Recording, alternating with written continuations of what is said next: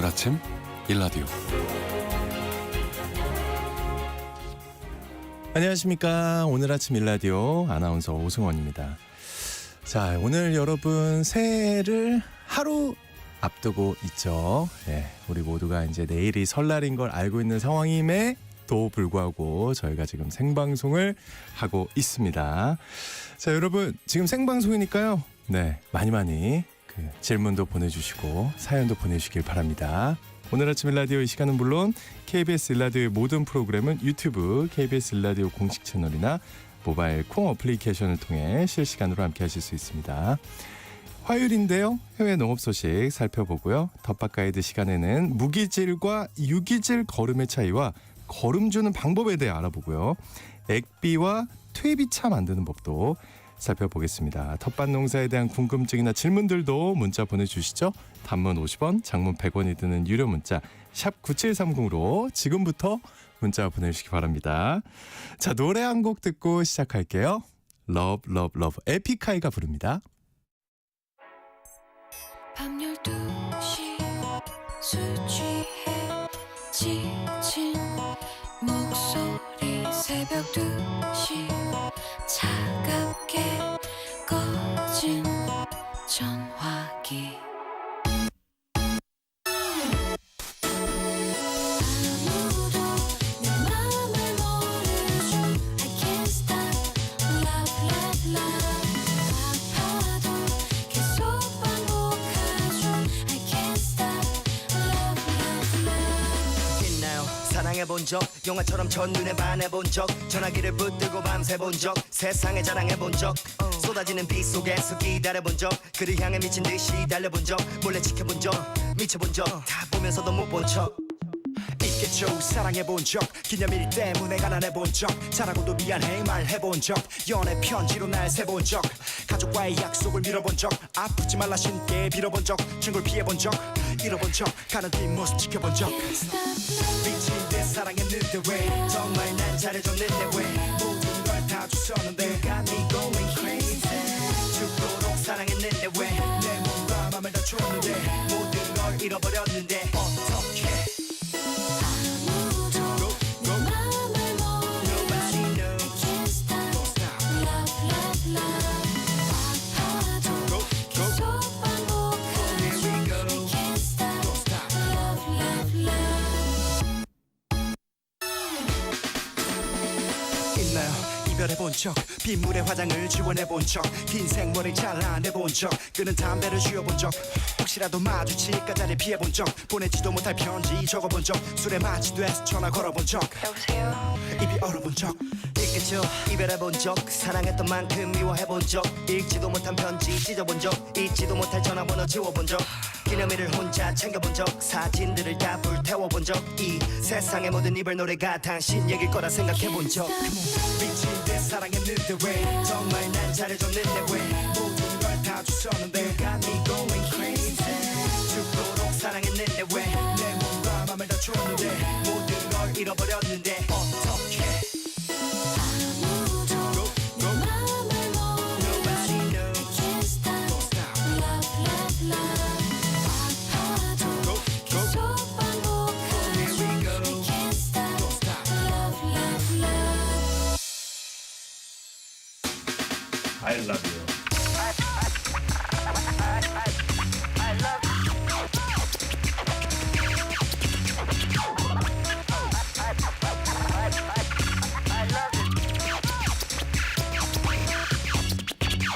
바보처럼 울고 또 술에 취하고 친구를 붙잡고 그 사람을 욕하고 시간이 지나고 또 술에 취하고 전화기를 붙잡고 say love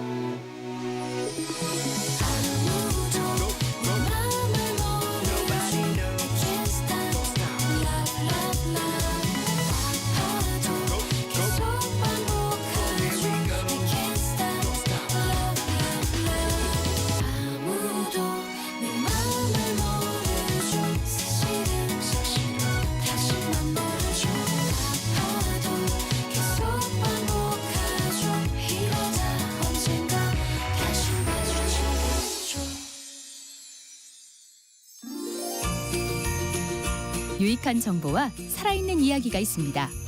KBS 오늘 아침 일라디오. 이번 주 다양한 해외 농업 소식 모아서 살펴보겠습니다.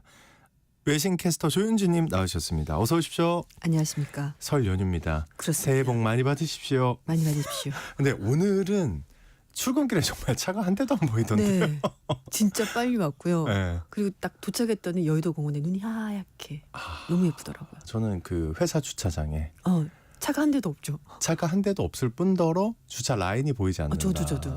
하지만 차가 저만 있길래 네. 오늘 정말 진상으로 들어왔습니다. 저는 그럼에도 불구하고 눈에 불을 켜고 산을 찾아서 됐습니다.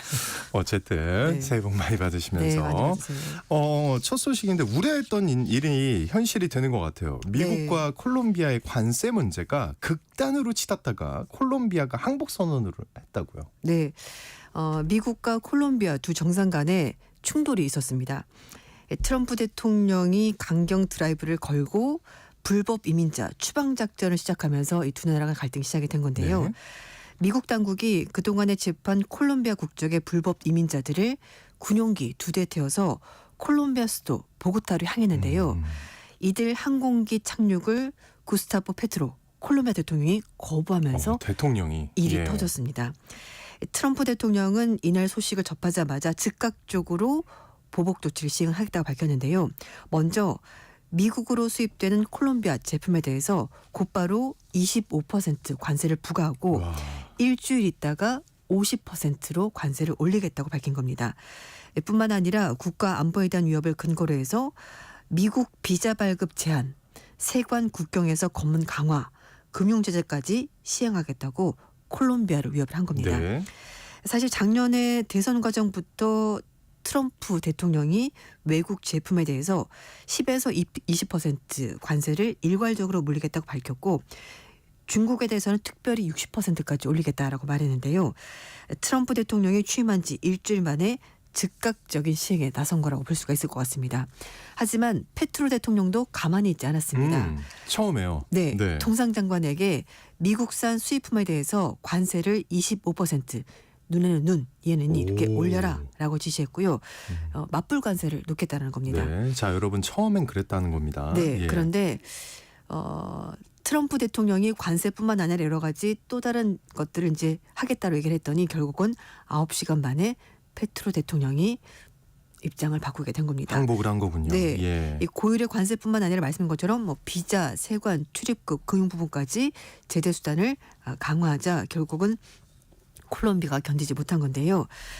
콜롬비아가 중남미 지역에서 미국의 주요 동맹국이죠. 그리고 양국이 이미 FTA인 무역 촉진 협정을 체결한 점을 들어서 이 트럼프 대통령 위협이 즉각적인 관세가 쉽지 않을 거란 견해도 있긴 했습니다만 그러나 트럼프 대통령이 말을 하면은 어쨌든 뭐라도 행동이 옮기기 때문에 이게 굉장히 큰 부담이 됐던 것 같습니다. 특히 미국이 콜롬비아와 무역에서 흑자를 기록하고 있고 또 대콜롬비아 수출이 공화당 강세 지역인 옥수수가 많이 나는 지역이기 때문에 이런 것들을 봤었을 때 트럼프 대통령 조치는 미국의 무역 적자를 줄이겠다는 그의 목표를 약화시킬 수 있다고 보고 있는데 일단 콜롬비아 측은 미국에 커피 바나나를 주로 많이 수출하기 때문에 이런 것들도 타격이 있을 것으로 예상을 했던 것 같습니다. 네. 중간에 잠깐 속보를 전해드려야 될 것 같은데 오늘 오전 6시 10분을 기해서 충남 논산, 금산 지역에 대설 경보가 발효됐습니다. 그리고 6시에 강원 지역에는 강풍 경보가 발효가 됐습니다. 해당 지역에 계신 분들은요. 각별히 유의해 주시기 바랍니다. 충남, 논산, 금산 지역에 대설 경보 그리고 강원 지역에는 강풍 경보입니다. 콜롬비아와의 사태는 마무리가 됐는데 다른 나라에 대한 관세 위협은 여전히 진행 중이라고요. 네, 그렇습니다. 트럼프 대통령이 2월 1일부터 관세를 부과하겠다고 중국, 캐나다, 멕시코, 유럽연합 이건 이제 여전히 살아있는 상황이고요. 네.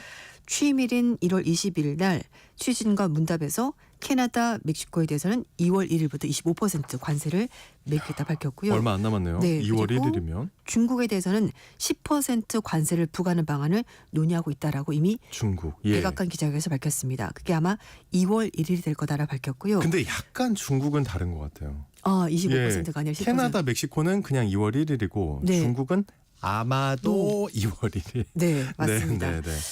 아무래도 중국이니까 그렇죠. 조금 생각을 하는 것 같습니다. 예. 그리고 유럽연합에 대해서도 관세 부과 대상이 될 거다라고 경고를 했습니다.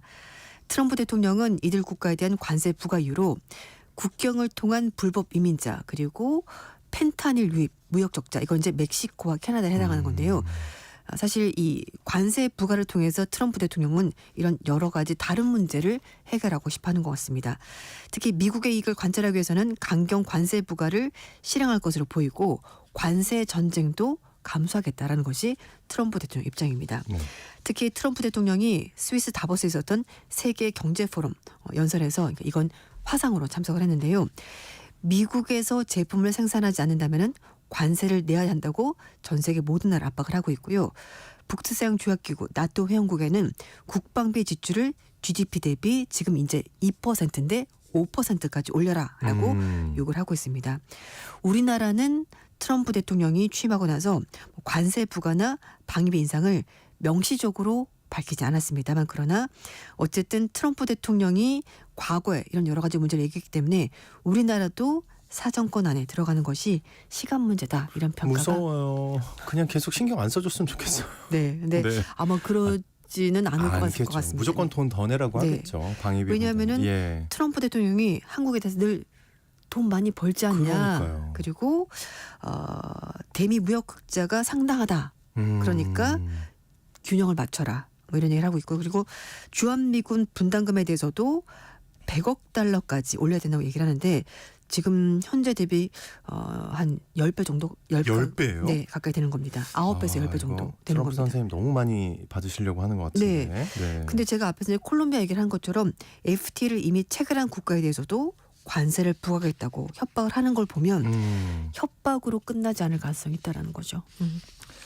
자, 그래서 중국이 농산물 수입국을 다각화하고 있다면서요. 네, 맞습니다. 예. 지난주에 말씀드린 것처럼 중국은 미국으로부터 콩을 많이 수입을 하고 있거든요. 그래서 미국이 중국에 대해서 고율의 관세를 부과한다면은 거기에 대한 대응이 필요하기 때문에 미국 말고 다른 나라들로부터도 수입할 수 있는 여러 가지 방안들을 찾고 있는 겁니다.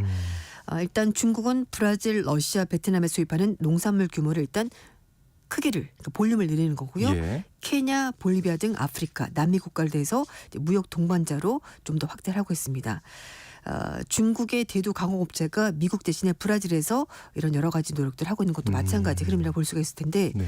트럼프 대통령은 대선 후보자 시절에 중국산 제품에 대해서 일단 60%까지 추가로 관세를 매길 수 있다라고 밝혔고 또 취임하고 나서 미국과 중국이 상호 관세 장벽을 점점 높이면서 무역 전쟁을 제기할 가능성이 높다고 전문가들은 보고 있습니다. 근데 정말 제가 쓰는 그냥 소설이지만 네. 왠지 계속 이렇게 가면은 미국 말고 다 같이 연합하는 게 아닐까. 그럴 수도 있죠. 예. 그러니까 좀 더 우리 다 같이 미국 빼고 해보자.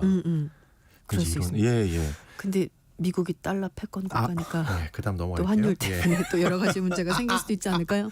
네, 팩트 폭격 그만. 특히 근데 중국이요. 지금 얘기해 주셨는데 새로운 식량 공급처로 공을 들이는 곳이 아프리카라면서요. 네, 맞습니다. 네.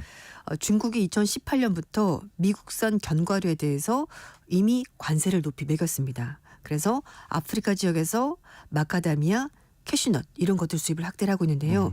마카다미아 주산지가 케냐인데 케냐에서 중국과 무역을 이제 시작을 하면서 현지 시세가 7배까지 올랐다고 합니다. 그러니까 중국이 계속 마카다미아 사가니까 이 지역에서 가격이 오르는 건데 야, 7배. 예. 네, 마카다미아는 녹색금이라고 말이 불릴 정도로 굉장히 현지에서 인기가 좋다고 합니다. 근데 사실 마카다미아가 다른 견과류 대비해서 가격이 좀 비쌉니다. 마트 가면 원래요? 아시겠어요? 네, 보통 뭐 다른 견과류가 킬로그램당 10,000원이다 그러면 마카다미아는 15,000원 이 정도 하거든요. 그래서 꽤 비싼 편입니다. 원래 비싸네요. 네. 예. 이게 항상 점점- 믹스만 먹어가지고. 아, 그래요? 네. 비싸요. 좀 더 비쌉니다. 네. 예. 이 밖에도 중국은 남아프리카 공화국, 짐바브웨, 탄자니아, 마다가스카르에서 아보카도, 꿀, 양고기 이런 것들을 수입을 하고 있습니다. 근데 수입 식량은 농산물에만 국한되지 않고요. 중국이 2013년부터는 우루과이에서 양고기 수입을 재개했고 작년에 러시아에서는 돼지고기 수입을 하고 있다고 합니다.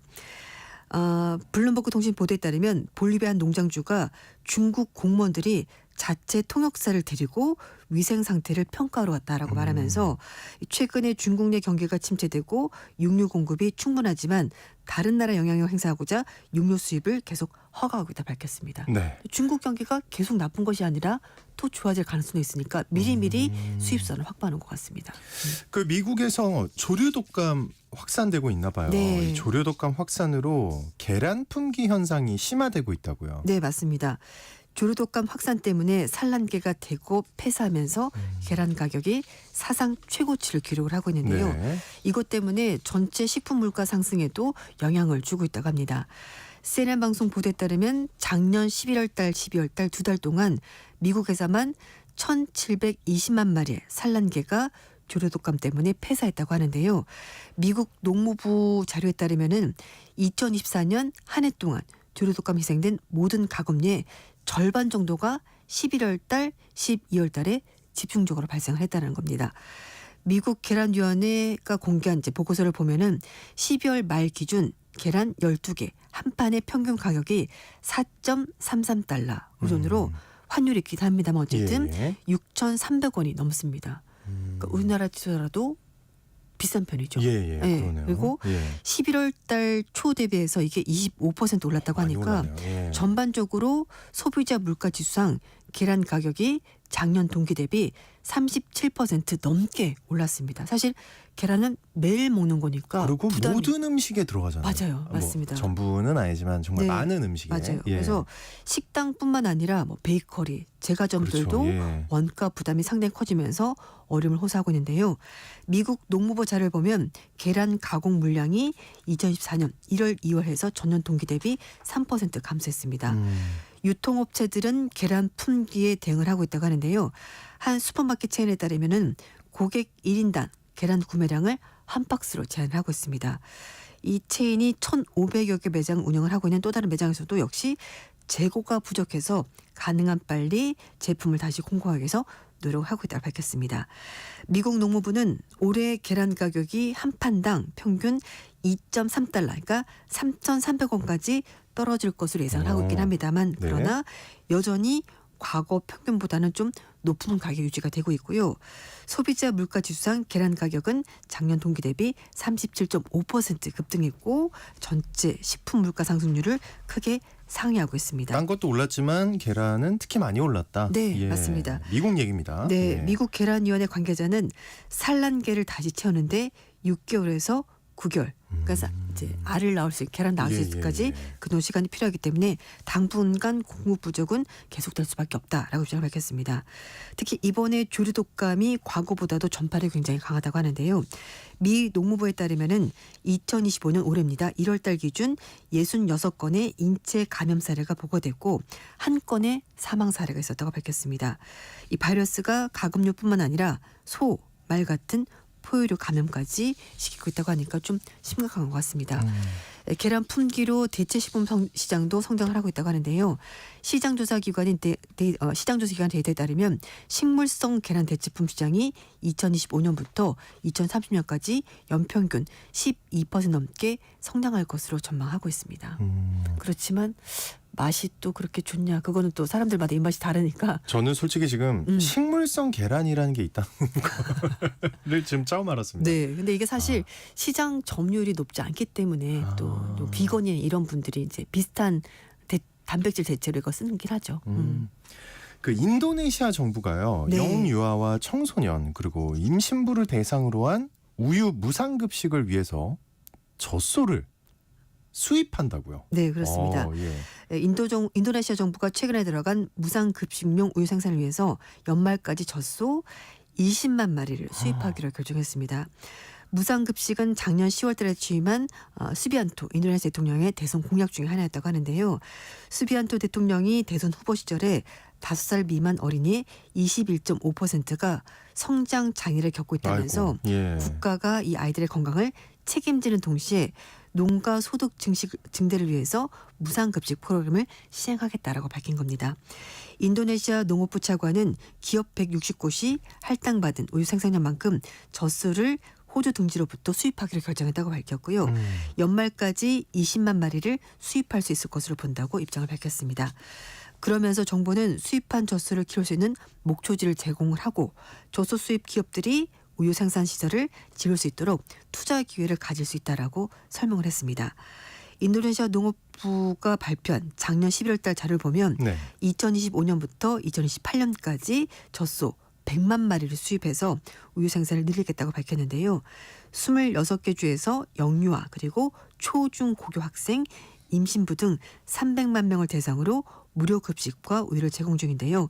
인도네시아 정부가 무상 급식 수혜자를 연말까지 1947만 명까지 확대하겠다고 밝혔는데 문제는 이렇게 되면 정부 재정이 투입이 되잖아요. 그래서 네네. 재정 적자가 늘어날 수 있지 않겠냐 이런 우려도 있다고 합니다. 하지만 21%가 5살 미만 네. 어린이가 성장 장애를 겪고 있다면서요. 그러니까. 아, 이건 해결해야죠. 네, 그렇죠? 우리도 이러면 제 나이가 나오는구나. 네? 저희도 어릴 때 초등학교 때 아, 본인을 몇 살로 규정하고 계시길래? 초등학교 때 네. 우유 급식을 상당히 많이 했었다. 아, 저도 했었습니다. 아, 그래요? 예, 예. 네, 그렇습니다. 넘어가시죠. 예. 네, 네. 그 체중 감량을 할 때요. 우리 네. 흔히 탄수화물 줄이고 맞아요. 단백질 섭취를 늘리는 식단을 많이 하잖아요. 네. 근데 이게 또 단백질을 너무 과하게 섭취하면 몸에 안 좋다. 이 네. 부작용이 나타날 수 있다고요. 네. 네. 혹시 겨울에 막 귤 너무 많이 먹었더니 약간 귤이요? 손끝이 노란색으로 바뀌는 것 같아. 약간 이런. 제가 다행히 과일을 별로 안 좋아해요. 아, 예, 알겠습니다. 과일 좋아했잖아요. 네. 제가 과일이랑 빵 좋아했으면 저 아마 굴러다닐 겁니다. 100kg. 그냥 넘을걸요? 아, 진짜요? 네. 아, 그걸 그 안 돼- 정도야 뭐 한 2주만 시간 주시면 바로 넘길 수 있어. 네, 훌륭하십니다. 근데 귤이나 이런 거 별로 안 좋아해요. 아, 과일을 그래요? 별로 안 먹어서. 예. 하여튼 어쨌든 뭐 그런 얘기가 있었는데 근데 갑자기 귤은. 네. 아, 미국의 한 남성이 네. 소고기, 유지방, 유제품 등 육식 식단을 8개월 동안 해봤습니다. 그랬더니 육식 식단을 8개월. 만 탄수화물 아예 끊고. 네. 예. 그랬더니 손금 사이사이가 노랗게 물드는 부작용이 나타나서 아니 이 사람은 고기 먹은 건데 아까 귤 먹은 거 노란 거랑은 다른 거잖아요. 근데 네. 노래지는 거예요. 네. 예. 그래서 이제 병원을 찾아갔더니요. 이게 손바닥에 황색 병변이 생겼다고 하는데 이 육식을 하고 나서 3주 전부터 손바닥, 발바닥, 팔꿈치 등에 황색 병변이 생겼다고 하는데요. 통증은 없었는데 마치 기름이 낀 것처럼 아이고. 이 주름 사이사이가 예, 노랗게 예. 변한 겁니다. 의사들에게 내가 8개월 동안 육식사를 했고 그리고 이걸 통해서 체중 감량을 하면서 활력을 찾기 시작했다. 그리고 인지 능력도 향상됐다라고 이 남성이 주장을 했는데 네. 부작용은 뭐냐면요. 총 콜레스테롤 수치가 급격히 올라갔다는 겁니다. 아유 본인 생각이랑 다른 거네요. 네, 보통 예. 정상 수치가 200 정도 나온다고 200mg 정도 나오는데 예. 이게 1000까지 올라갔다고 합니다. 그래서 다섯 보통 240이 넘어가게 되면은 이게 좀 약을 먹어야 되지 않냐라고 의사가 얘기할 정도로 그렇게 좀 하는데 위험한 천이 수치인데 넘어가요. 1000이 넘어간 건데요. 이렇게 콜레스테롤 수치가 높아지면은 관상동맥 질환, 소위 말하는 협심증, 심근경색 이런 것들이 걸릴 가능성이 상당히 높아진다고 합니다. 야 과유불급이네요. 네, 예. 맞습니다. 근데 사실 저는 그래요. 이렇게 육식으로 다이어트 하시는 분들 보면 돈이 많나 보다. 그렇죠. 예. 어떻게 그렇게 진짜 고기 막 고기 맞아요. 내장 이런 것만 드시더라고요. 네. 그 다 비싸지 않나요? 비싸죠. 그렇죠. 네. 어쨌든 뭐든지 과하면 안 좋은 것 같아요. 네, 예. 사실 이게 뭐 단백질 위주로 식단하게 되면 체중이 빠지고 그런 효과가 한다고 합니다만 말씀인 것처럼 콜레스테롤 수치가 너무 높아질 수 있기 때문에 건강에 오히려 좋지 않다고 합니다. 예, 예, 그렇기 예. 때문에 사실 골고루 먹고 많이 움직이는 게 다이어트 정석이죠. 그러니까 너무 좀 숏컷, 소위 말 지름길을 찾기 위해서 이렇게 하시는데 자신의 건강을 위해서 조금 자제를 하시는 게 좋지 않을까. 이렇게 하고 있습니다. 그래서 미국의 질병통제예방센터도 극단적인 육식은 좋지 않다라고 평가를 하고 있고요. 뭐 저지방 우유와 다양한 단백질을 먹되 그것과 함께 채소, 과일, 곡물도 골고루 섭취할 것을 미국 질병통제예방센터가 얘기를 하고 있습니다. 그래서 건강한 식단은 매일 야채 2.5컵 그리고 과일은 2컵 정도, 곡물은 6컵, 유제품 3컵, 이제 고기는 하루에 155g 정도만 섭취하더라도 충분하다고 합니다. 미국 농무부가 말한 대로만 먹어도 살 쭉쭉 빠지죠. 네. 우린 항상 이거 이상을 이거 말고 다른 걸 먹죠. 중간중간에. 그러니까요. 과자도 먹어야 먹고, 되고 초콜릿도 먹어야 먹고. 돼요. 라떼도 먹고. 네, 어쨌든 뭐 미국인을 기준으로 한 얘기지만 네. 네, 우리도 참고해. 골고루. 골고루 먹고 참고해야겠습니다. 해외 농업 소식 우리 외신 캐스터 조윤주님께서 오랫동안 해주셨는데 오늘 마지막 방송이라면서요. 네, 오늘 제가 마지막 못 보네요. 어디 가시려고 그래요? 특별히 갈 데는 없고요. 특별히 갈 데는 없는데 어쨌든 제가 제작진에게 너무 감사한 게 제가 이렇게 새벽에 6시에 나왔잖아요. 그래서 이게 그래도 하루 일주일 중에 하루긴 하지만 6시에 일어나면은 제가 굉장히 뭔가 뿌듯하고 하루를 일찍 시작하니까 굉장히 좀 좋더라고요. 그 왜 그런 줄 아세요? 왜요? 일주일에 하루라 그래요.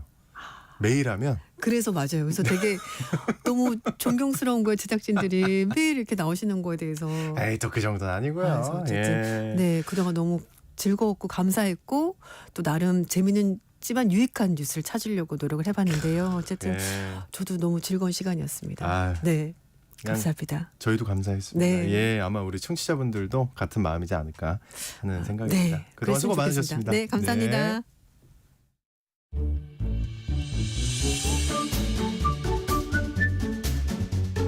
아침을 여는 기분 좋은 습관 KBS 오늘 아침 일라디오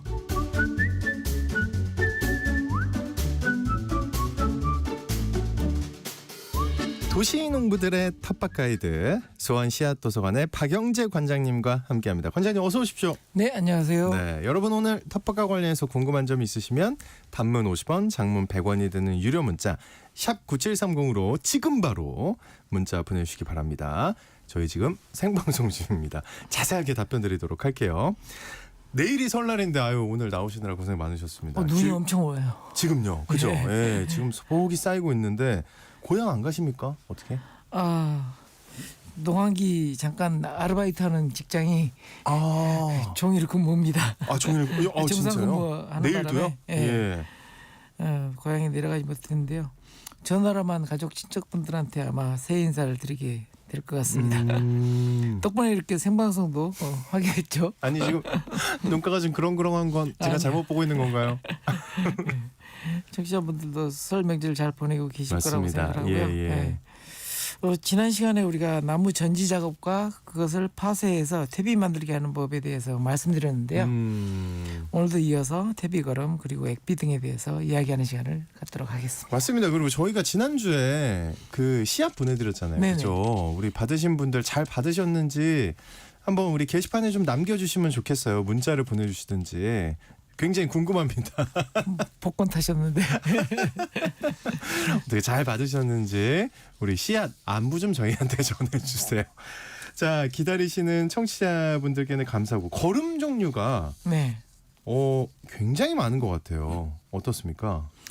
텃밭에서 우리가 사용하는 퇴비와 같은 걸음은 네. 흔히 이제 유기질 걸음이라고 얘기하고요. 걸음은 이렇게 유기질 걸음이 있고 무기질 걸음도 이렇게 있어서 유기질과 무기질로 구분을 합니다. 흔히 이제 요소 비료, 복합 비료 이렇게 화학적으로 만들어낸 걸음이 무기질 걸음이라면 퇴비나 유박 걸음과 같은 걸음은 유기질 걸음이라고 합니다. 그러니까 뭐 낙엽이나 아니면 가지 파쇄해서 만든 것들이 우리가 만들고 있는 퇴비가 유기질 걸음인 셈이죠. 무기질, 유기질 어려운 용어인데요. 그러니까요. 언뜻 들으면 무엇이 있고 또 무엇이 없는지에 이제 차이가 있는 겁니다. 그러면은 유기질과 무기질 무엇이 있고 없고의 차이인가요? 이게 탄소가 있고 없고의 차이입니다. 탄소. 네. 보통 생명체들은 탄소를 골격으로 하기 때문에 칼슘이 아닙니다. 그죠. 네, 탄소 골격을 하고 있기 때문에 생명체만이 가지고 있는 것은 유기체, 유기물, 유기질이라고 이렇게 부르고요. 이런 탄소 골격이 붙어있던 성분만을 따로 떼어내면 탄소 골격에 붙어있던 성분만을 따로 떼어내면 그게 이제 무기물이 됩니다. 그래서 퇴비가 발효되는 과정이 이렇게 무기물을 만들어내는 과정인 셈이죠.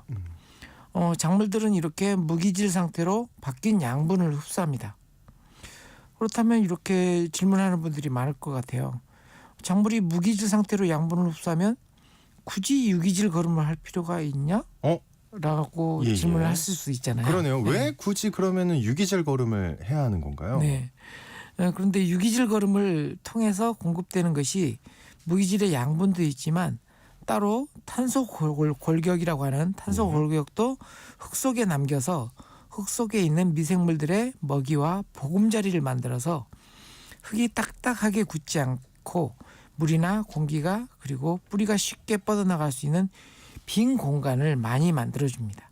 그래서 무기질의 화학 비료를 사용해서 농사를 짓는 분들도 기본적으로 퇴비를 밑거름으로 사용하고 재배 과정 중에 주로 웃거름으로 이런 무기질의 화학 비료를 이용합니다. 그러면은 결과적으로는 다 필요한 거네요, 그죠? 네. 예. 또 차이가 있나요? 무기질과 유기질의 또 다른 차이는 바로 효과의 차이에 효과의 있는데요. 차이. 이거가 제일 궁금해하실 것 같아요. 네. 예. 어떤 차이가 있는지. 효과가. 무기질은 이미 작물이 흡수할 수 있는 형태이기 때문에 비료 효과가 빠르게 나타납니다. 반면에 유기질은 미생물이 탄소 골격을 먹어치워서 이런 먹어치우는 분해 과정을 거쳐야 네, 무기질이 분리되게 나오기 때문에 비료 효과가 상대적으로 늦습니다. 그래서 장거리 경주를 위한 밑거름으로는 퇴비를 사용하게 되고요. 네. 단거리 경주를 위한 추가 거름은 추가 거름이라고 할 수 있는 웃거름은 무기질 비료를 주게 되는 겁니다. 이때 성장을 위한 지소 성분만 필요한 것이 아니기 때문에 인상, 칼륨, 칼슘 성분들이 함께 들어있는 주로 이제 복합 비료라고 하는 화학 비료를 주게 되죠. 그냥 쉽게 생각하면 그냥 다 필요하다 이렇게. 네. 예, 예. 하지만 화학 비료를 사용하지 않고 친환경으로 하는 텃밭 농사에서는 비료 효과도 무기질 비료만큼 빠르고 복합적인 성분을 낼 수 있는 액비나 액비. 퇴비차를 활용을 합니다. 네. 그 종종 얘기해 주셨어요. 네. 액비랑 퇴비차 만들어 쓰는 법. 네. 그럼에도 한 번 더 네. 예, 얘기해 주세요. 퇴비의 재료를 물 속에 넣어서 그러니까 공기가 없는 상태에 예. 혐기성이라고 그러죠. 혐기성 발효를 시킨 것이 액비나 퇴비차인데요.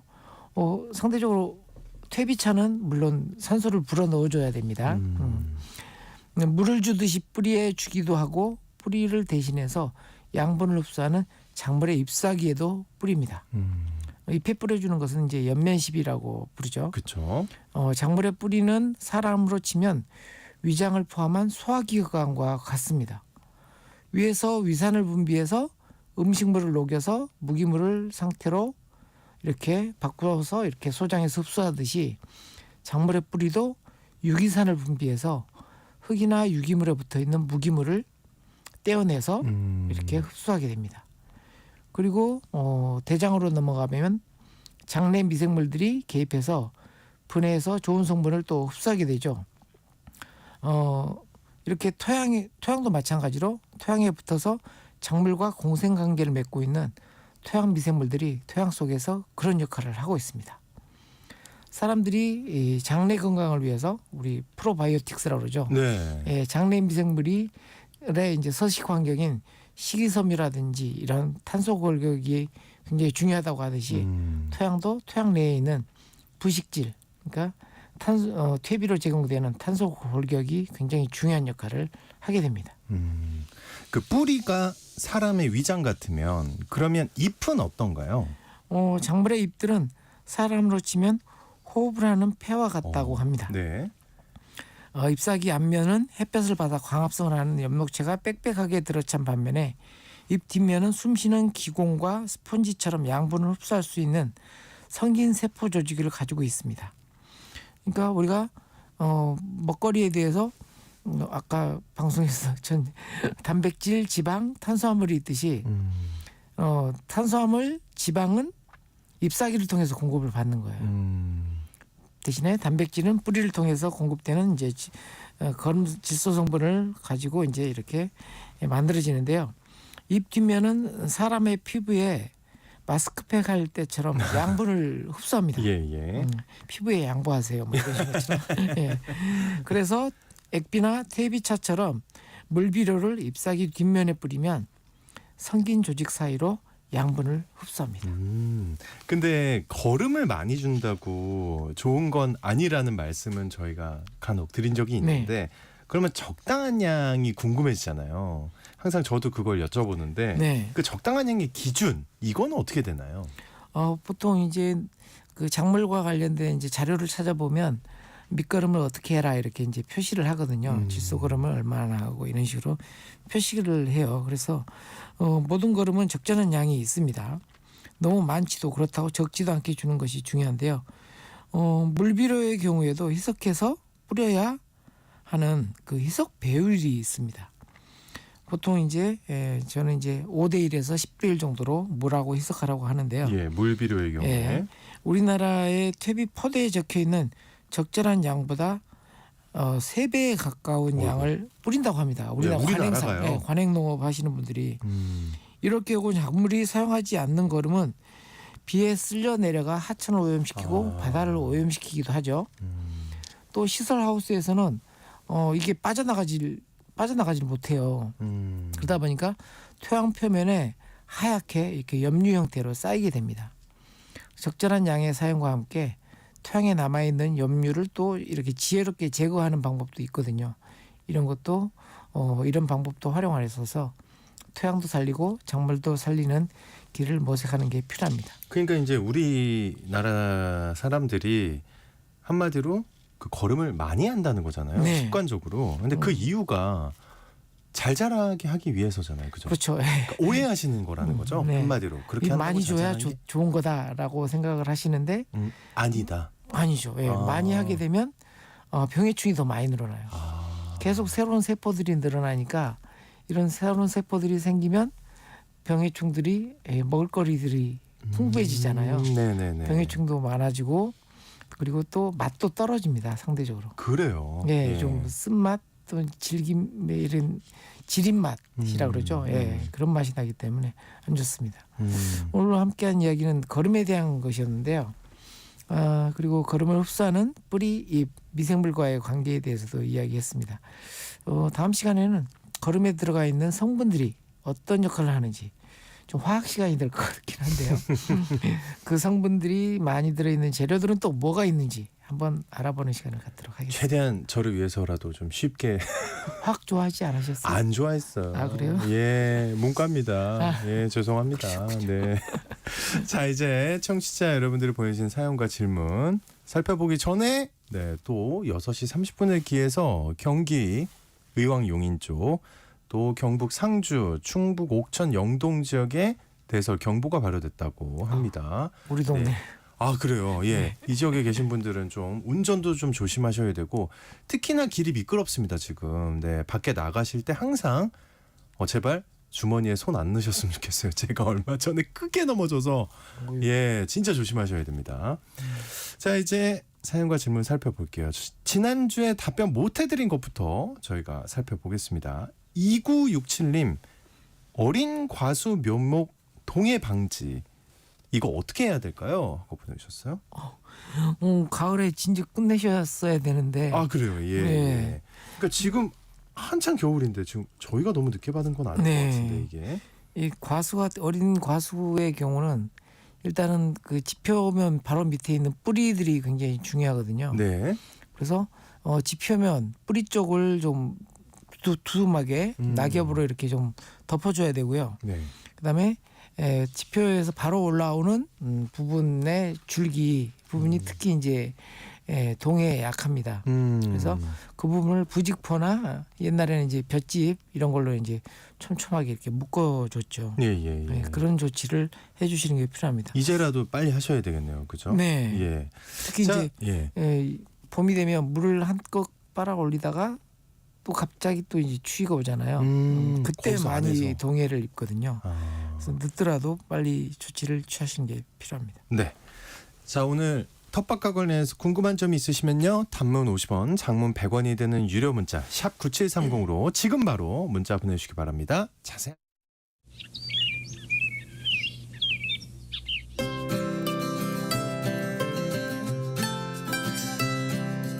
지금 여러분께서는 수원 씨앗도서관 박영재 관장과 함께하고 계십니다.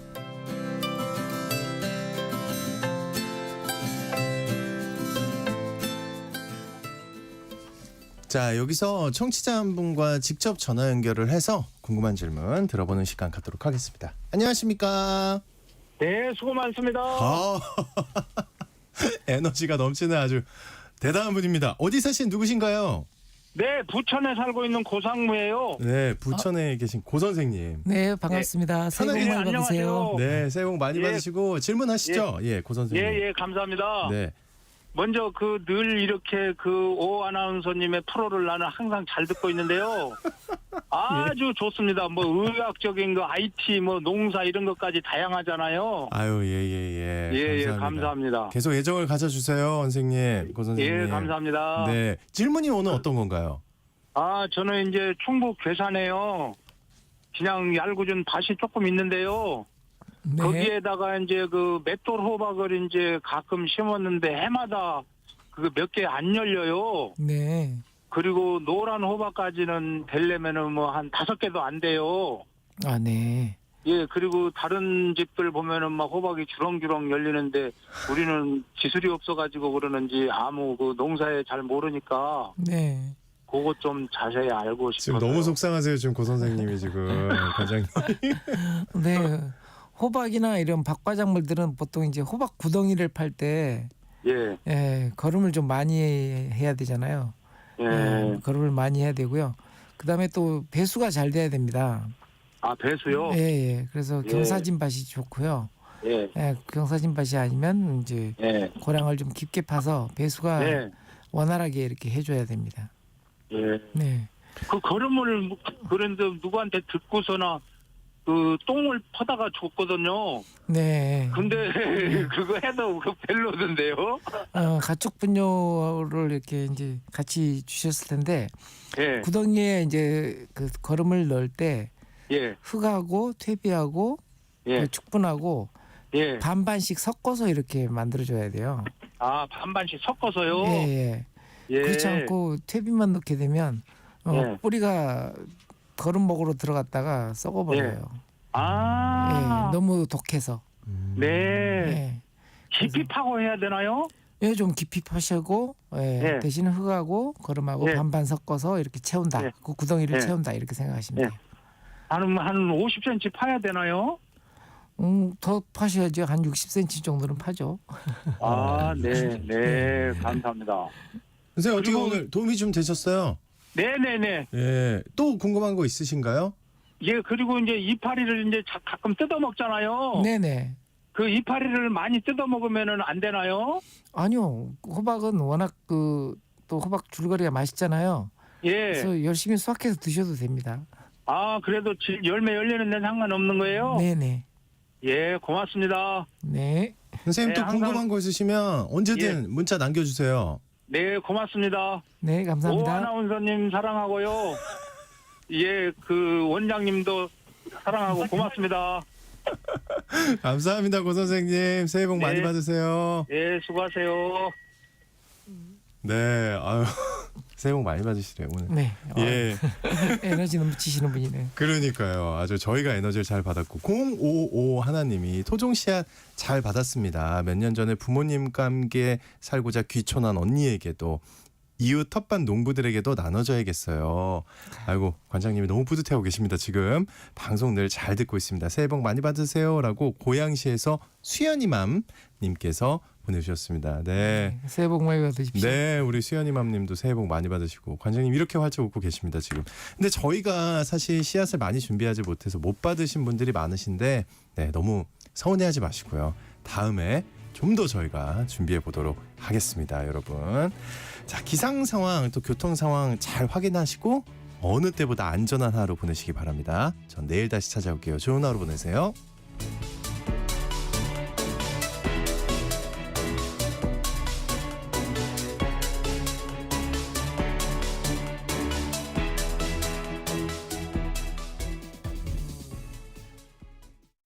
여보, 올해 공익집불금 신청이 2월 1일부터 4월 30일까지 진행된대요. 2월 1일부터 2월 28일까지는 지난해와 변동사항이 없는 농업인을 대상으로 휴대폰으로 신청하도록 문자가 온다고 하네요. 신청안내 문자를 받지 못했거나 신청을 못했으면 어떻게 해요? 3월 4일부터 4월 30일까지는 농지